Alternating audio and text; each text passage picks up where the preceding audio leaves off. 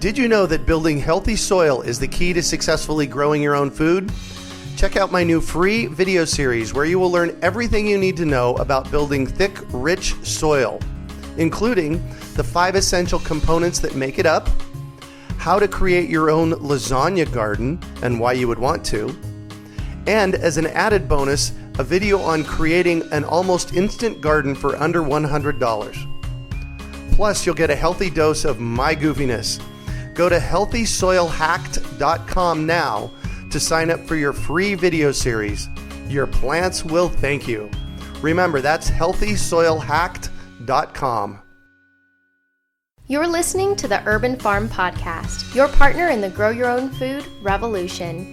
Whether you've just been introduced to urban farming or you're a lifelong advocate, we're sure you'll leave feeling more informed, equipped, and empowered to dig deeper into the soil of your local food economy. With you every step of the way, here's your host, Greg Peterson. Today on the Urban Farm Podcast, we have Maat van Uitert of the FrugalChicken to talk about keeping urban chickens. Maat is a homesteading and chicken expert who helps everyday people learn how to grow their own food in their backyard. She is the founder of the blog The FrugalChicken, the author of Chickens Naturally Raising a Sustainable Flock, and a sought-after freelance writer. When not writing and raising poultry, Maat develops online courses about backyard farming to spread the message that freedom is ripe for the picking. I kind of love that. You can grab a free ebook about using fermented feed to raise healthier chickens at thefrugalchicken.com/thebetteregg. Welcome to the show today, Maat. Well, thanks for having me. Absolutely. So I shared a bit about you. Can you fill in the blanks for us and share more about the path you took to get where you're at now? Sure. Well, I started my homesteading and backyard keeping journey basically, several years ago when my husband and I lived in a condo, believe it or not. And we always wanted backyard chickens. And obviously, in a condo, you can't keep one. So one day we just said, forget all this. We were tired of working to keep the condo, keeping the condo to work, and that sort of thing. So we just left everything and bought our farm, which we have here in Arkansas. And, of course, naturally the first thing on our mind was getting backyard chickens. So that's sort of where our journey started. And, keeping them, whenever I do anything, I want to do everything the best that I can. So I learned everything that I could about keeping them and all about, feeding them and what makes their eggs better, what makes their eggs more nutritious. I spent a lot of time reading, industry journals and those sort of things in order to learn everything I could. Wow. So you bought a farm. You moved to a farm. Can you tell us a little bit about your farm? Yeah, it's actually 10 acres. And, people think about, homesteading and backyard farming and that sort of thing. They think large tracts of land. But the bottom line is that you actually don't need that much land. We have 10 acres, but we actually do most of our backyard farming and keep our chickens and everything on about 3 acres. 2 to 3 acres is what we use. I've never actually, taken out the yardstick and measured it, but we still are able to do it in a very small area and be extremely productive. We're able to get all of our eggs. We produce all of our eggs. We're able to produce all of our chicken meat, obviously. We're able to produce pork. We're able to produce turkeys and all sorts of other backyard, ducks, all sorts of other backyard poultry. So in just a very small amount of space, we've been able to produce a large portion of our diet for the year, which is amazing if you ask me. Wow, no kidding. So tell me all the things, you mentioned a few things. Tell me all the things you raise in 3 acres. Well, we obviously have our gardens, and one mistake I made our first year here was that I tried to have these huge gardens, and I tried growing this, that, and the other thing. It's basically the beginner mistake that everyone makes when they first get their farm, and we're going to grow everything. And I tried growing kohlrabi, and so now I've scaled that back down quite a bit, and we only concentrate on the things we're actually going to eat in our garden. So, for example, we grow a lot of different kinds of tomatoes because so many kitchen staples can be made from tomatoes. So that's, we also have an orchard. We've tried to establish an orchard. So we have apple trees and we have peach trees. We're hopefully going to have a successful peach harvest this year. Our apple trees, unfortunately, were subject to mauling by our goats. Oh, no. So I'm not so sure we're going to have a successful apple harvest this year. But so we've tried to sort of touch on every point of backyard farming that we could, from the vegetable to the fruit to the meat. When our goats were in milk, we had milk. We were able to make backyard homestead cheeses and those sort of things. Nice. So you specifically concentrated on chickens. Mm-hmm. So why do you, and it seems to be a phenomenon that we have going on in this country right now about people raising chickens. Why do you think that so many people are starting to do this all of a sudden? I think largely because there's a large distrust of our nation's food systems. You know, the stuff you buy at the grocery store. There's a large distrust of that, and people are becoming a lot more sophisticated about the origins of our food. You know, like my parents' generation, for example, they were baby boomers, and it didn't matter where it came from. What mattered is that it was convenient. And I think my generation, we've started to really kind of grow away from that and realize that maybe some of those decisions that we as a society made, all those decades ago were not some of the best ideas. So I think now, chickens are easy to care for, they're accessible, and eggs are a large part of our diet. Obviously meat for protein is a large part of our diet. So it's an easy way for people to begin to take control of their food source and know exactly where the food is coming from. So I think that's why it's becoming more popular. Yeah. And they're so easy to raise. I'm a big proponent that if somebody's got a backyard, they need to have 3 hens back there. Mm-hmm. Yeah. So yeah, I definitely agree with you on that. So how does the quality of a hen's diet affect the quality of the eggs? That's one of those wild card questions that my sweetie Heidi and I have pondered for quite a long time. And it sounds like you've done some research there. I have, actually. It's one of those questions, too, that a lot of people think it's kind of like hocus pocus. Like, if you haven't read the research, if you haven't, looked at all the evidence out there, it's kind of hard to believe. But there's been enough studies that have shown us that the quality of what they eat actually does affect their egg quality. For example, there was a study done in Denmark where they fed hens fermented feed, and they found that the eggs were healthier, that the hens themselves were healthier, the eggs were lower in cholesterol. So, there's a lot of evidence out there to show that, hens that ate fermented feed had lower incidences of like salmonella and campylobacter and E. coli in their gut. So, for example, if you harvest a chicken and, for the meat, obviously, right, and you want to eat that meat, a hen that's eaten fermented feed will have a lower incidence of those pathogens. Similarly, a lot of these studies have shown that the eggs themselves have a lower incidence of salmonella, for example, in them.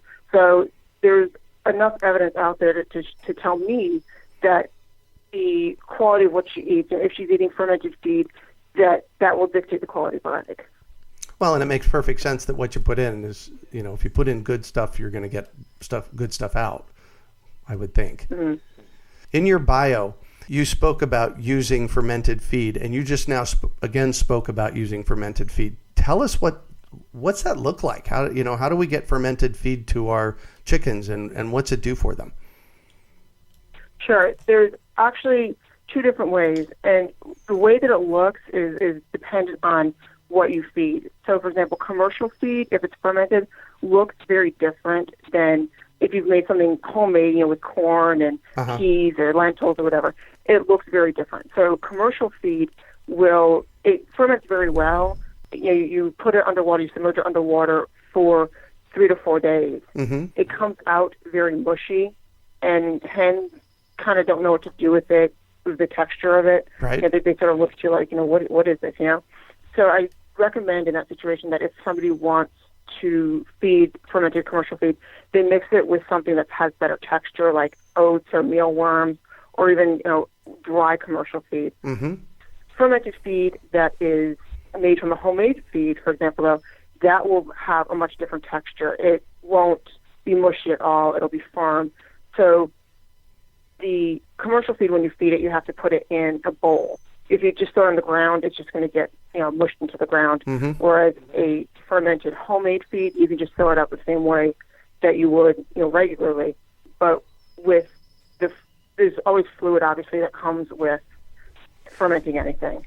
You want to make sure that they actually get that fluid also, because that's full of all sorts of beneficial bacteria. Oh, interesting, of course. So basically all you're doing is you're taking your feed and soaking it for 3 days.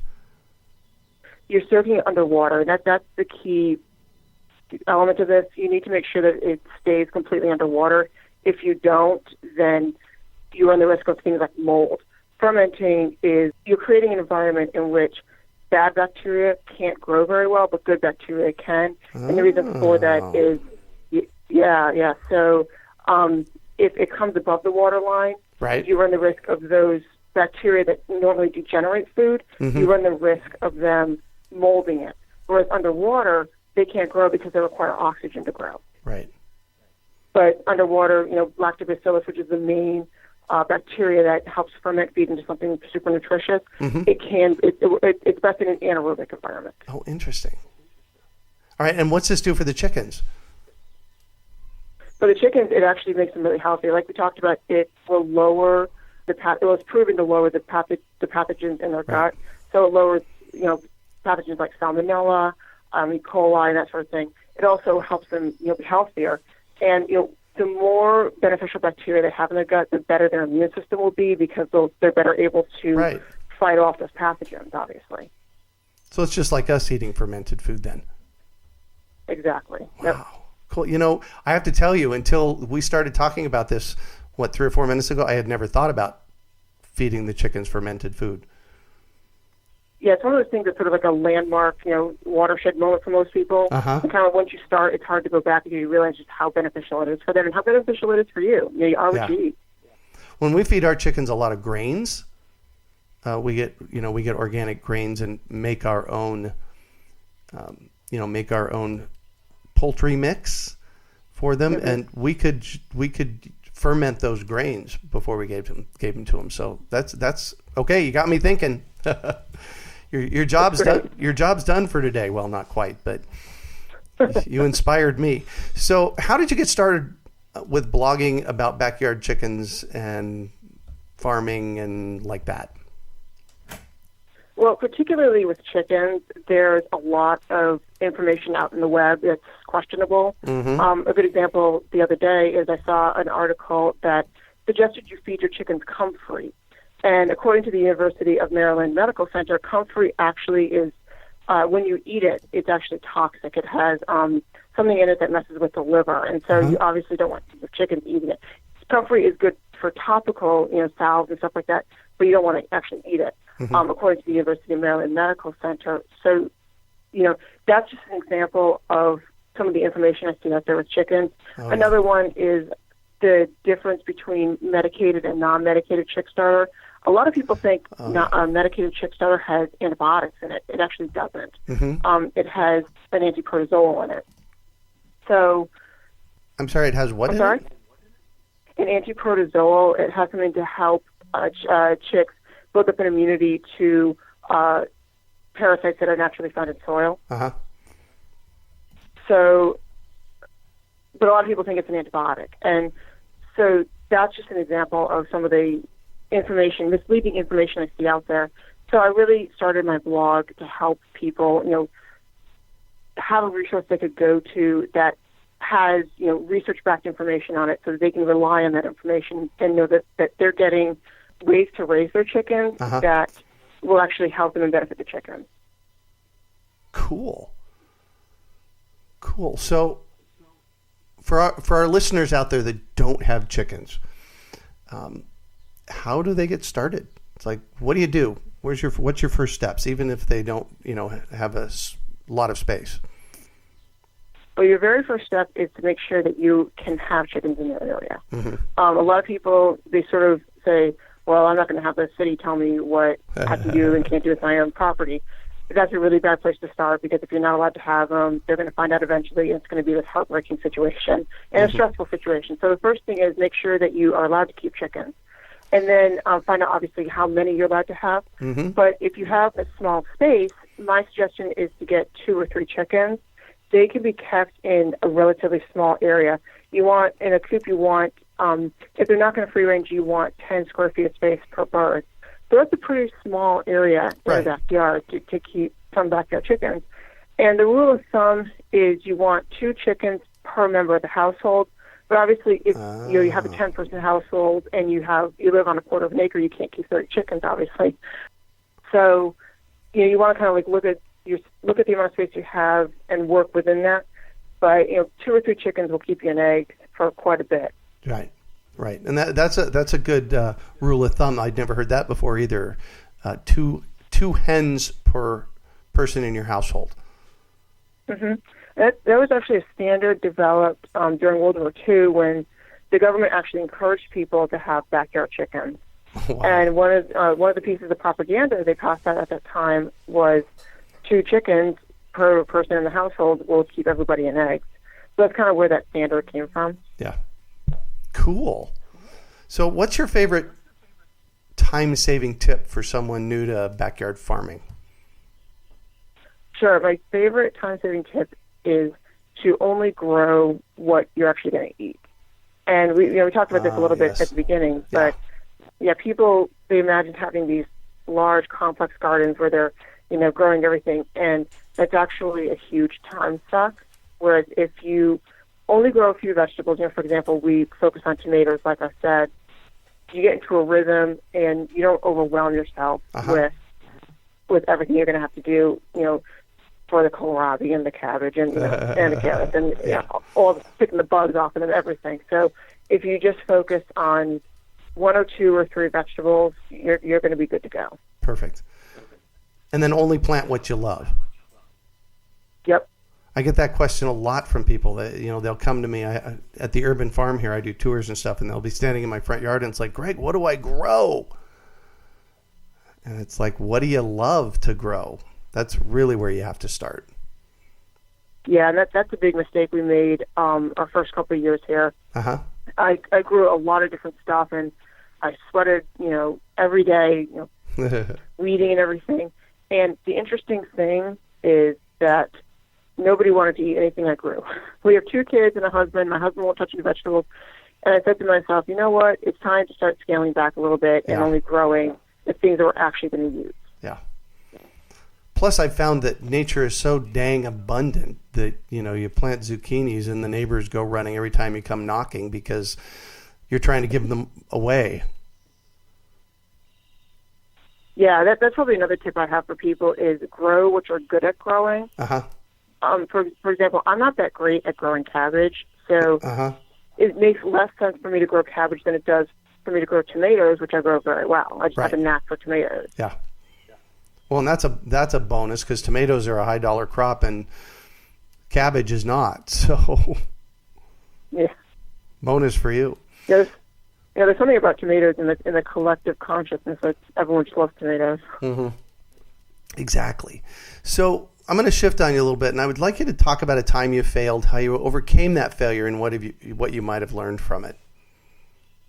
Sure. Well, we talked a little bit about how, our first year here, we grew all these vegetables and nobody wanted them. That was really actually a failure on my part to not sit and think about what we really needed to do. Like I said, we have 2 small kids. My son is 3 and my daughter is 2. And, they don't eat too many vegetables. We try to get them to eat vegetables, but it's kind of a fight. You know what they're like at that age. And my husband won't really eat any vegetables. So it became clear that I didn't think very clearly about what our needs were and what was really important. And that's where I sort of started to specialize more in backyard poultry and chickens and meat production, because that's really where a large portion of our diet is. It's actually in proteins from meat. Mm-hmm. So that was sort of one failure I had, is just assuming we have this farm now. Let's grow everything and doing more work than I really should have had to do at the time. So what did you do with all the extra food? We actually feed whatever produce we have that we don't consume ourselves. I actually feed to my pigs. All right, well, that's good.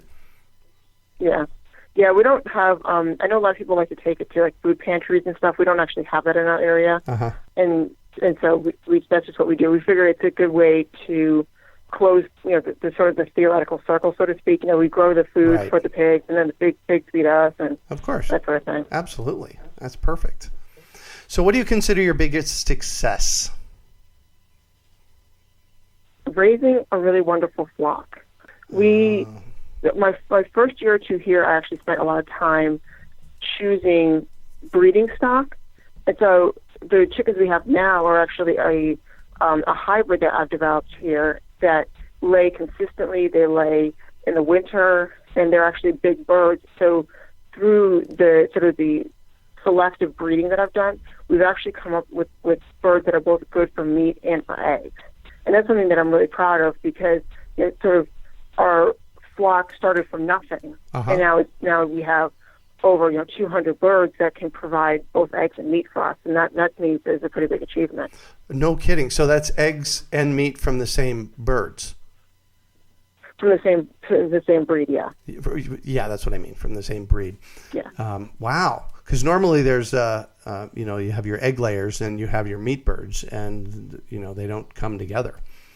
Well, yeah, we have figured out how to make them dual purpose in that way, and we actually have people in our area, neighbors in our area, who purchase the chickens from us. The roosters is what they choose to buy, and they actually buy roosters from all over the area, and they say that our roosters are the best to eat. Oh, nice. Yeah. Nice. So you're doing both. Obviously, you're butchering chickens and getting them for eggs. Mm-hmm. The butchering process, how was that the first time you did it?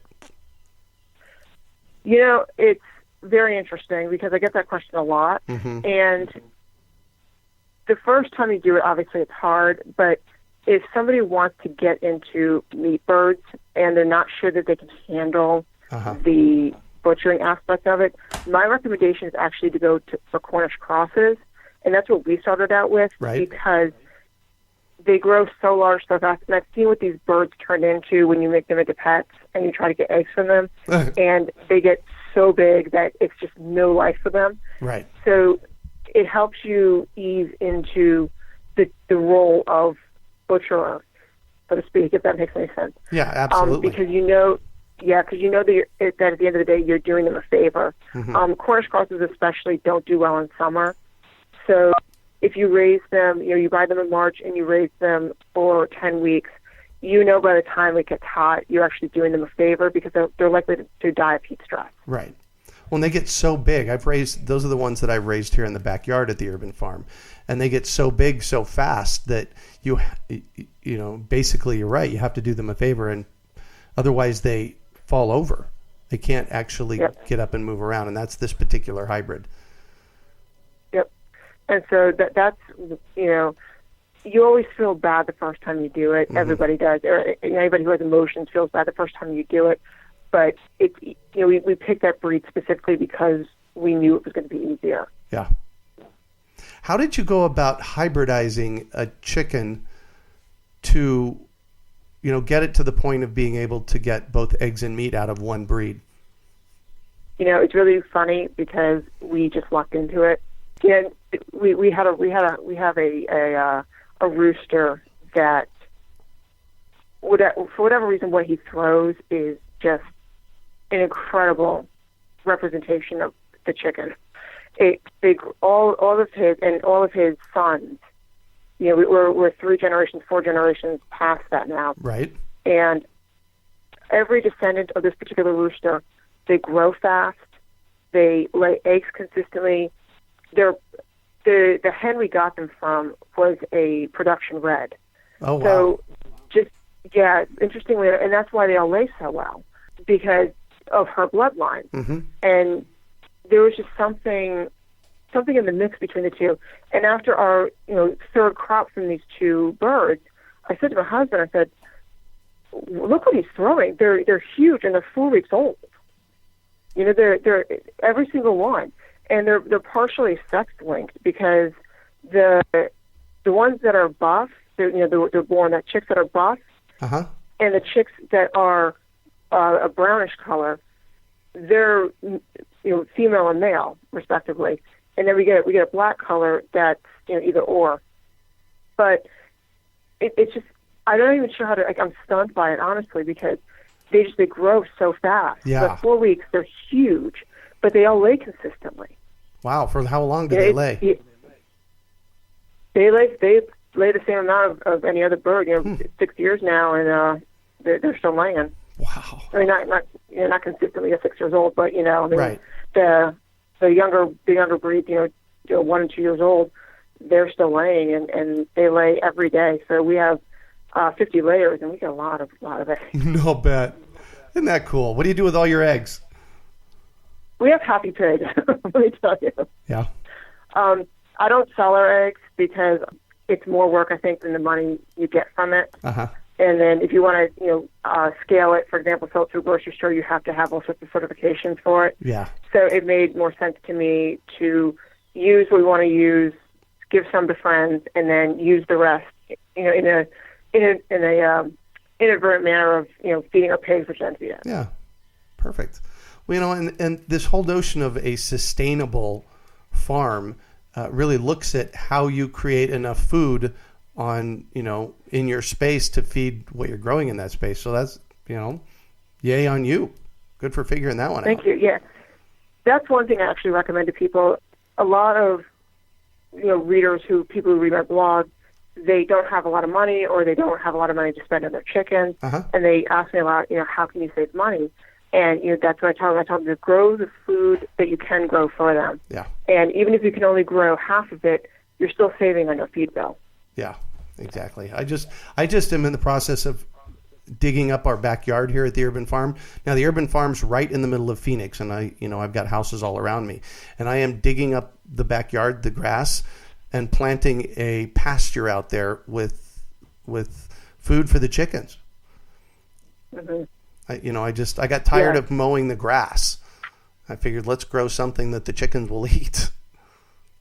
Yeah, and that's sort of the same process that we went through. Another one that we're growing a lot of our food for are rabbits. We have backyard rabbits, and meat rabbits, obviously. Right. And the first year we had them, they're relatively new to the farm.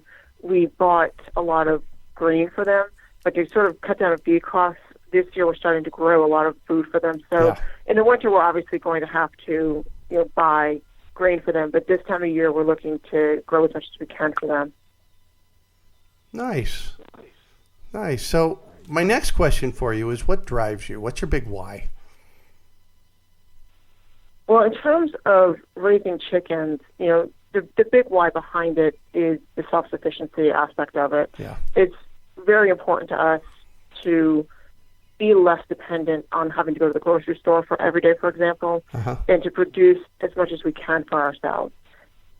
It's a level of freedom that most people, if you don't live this life, most people don't see it. Yeah. Even being able to walk into our backyard and harvest lettuce and have a salad for dinner, there's a level of independence and a level of satisfaction that comes from it. Yeah. That if you're not doing it, you don't realize what you're missing. How does it feel when I'm sure that you have days where you eat an entire meal or multiple meals out of your yard? How does that feel? It feels very satisfying is the word I like to use. It's really incredible to me, actually, that is something that we can do, because I didn't grow up that way. Yeah. We lived in a condo where, we went to Wegmans and bought whatever we wanted. But there's a level of pride that comes with it, but also, for example, I forget that you can go to the grocery store and buy canned peas. You get so used to just doing everything yourself that, and there's, like I said, there's a large amount of satisfaction and pride that comes with it, knowing that it's almost actually also more convenient, if that makes any sense. You don't have to drive to the store to buy something. You don't have to have the money for it. It's right there. Yeah. So if you're somebody who is worried about not being prosperous, if you have to, if you give up your job to start a backyard farm, there's no comparison. There's no feeling of lacking, if that makes any sense. You don't feel like you're denying yourself anything. If anything, you feel like you're adding to your life in ways that you wouldn't be able to otherwise. I am beyond words on this at this moment because of what you just said, because I so feel the same way. I have this, the urban farm, middle of Phoenix. My office is kind of on the back of the property, and where I'm recording from right now, and often during the day I'll get up and go walk in the yard and feed the chickens and pull weeds and, just in the space. So it builds that connection for me, and it sounds like that's what it's doing for you too. Yeah, definitely. Yeah. So what one final piece of advice do you have for our listeners? Just if you are interested in backyard farming, and if you're not sure, if you're interested in backyard chickens, obviously also, and you're not sure if it's something that you want to do, just try it. I think that you'll get a lot more out of it than you ever imagined. I mean, when we started our farm, I never imagined that this is the way that we would feel. Mm-hmm. And what is that feeling? Can you share that with me? Pride, freedom, independence. Yeah, perfect. Freedom is really the word I like to use, because there was one day, and I remember the day that I realized really what we were doing here, and really what anybody who wants to try to do this, needs to understand. There was a day when I was trying to decide if I should keep a job or not. Mm-hmm. And I said to myself, and it struck me like lightning, and I said to myself, it doesn't matter if I keep the job or not, because we have milk, we have eggs, we have meat, we have vegetables. There's nothing that we're going to be denied if I don't do this job anymore. And that is something that, unless you are in a situation, unless you've tried backyard farming, you're never going to have that freedom. And that to me sounds like true freedom. Yeah. Wow. That is freedom in a way that most people don't ever get to experience, because it didn't matter if I kept the job or not. Right. Because we were not going to be denied anything. That's because we had the ability to do it ourselves. Yeah. Yeah, exactly. Exactly. Any last thoughts? No, it's definitely been a great time talking to you, and if people want to try chickens, just hop right into it and just try. Don't be afraid. Fantastic. Well, thank you so much for joining us on the show and sharing your experience with us today, Maat. It's been a treat getting to chat with you about your experiences. Well, thanks for having me on. I've enjoyed it. Absolutely. So how can our listeners get a hold of you? Your listeners can visit me at thefrugalchicken.com. And don't forget about the free book called The Better Egg, which you can get at thefrugalchicken.com/thebetteregg. Perfect. I'm going to get that right now. I'm going to share it with Heidi. Thank you. Well, that's it for today. Thanks for joining us on the Urban Farm Podcast. Did you know that building healthy soil is the key to successfully growing your own food? Check out my new free video series where you will learn everything you need to know about building thick, rich soil, including the 5 essential components that make it up, how to create your own lasagna garden and why you would want to, and as an added bonus, a video on creating an almost instant garden for under $100. Plus, you'll get a healthy dose of my goofiness. Go to healthysoilhacked.com now to sign up for your free video series. Your plants will thank you. Remember, that's healthysoilhacked.com. We hope you enjoyed today's episode of the Urban Farm Podcast. Remember to listen 3 days a week for tips, advice, and resources to help you on your journey with urban farming. You can find us on the web at urbanfarm.org or send us an email to podcast@urbanfarm.org. In the words of Vincent van Gogh, great things are done by a series of small things brought together. Be encouraged that with each lesson learned and skill developed, you are one step closer in the direction of your dreams.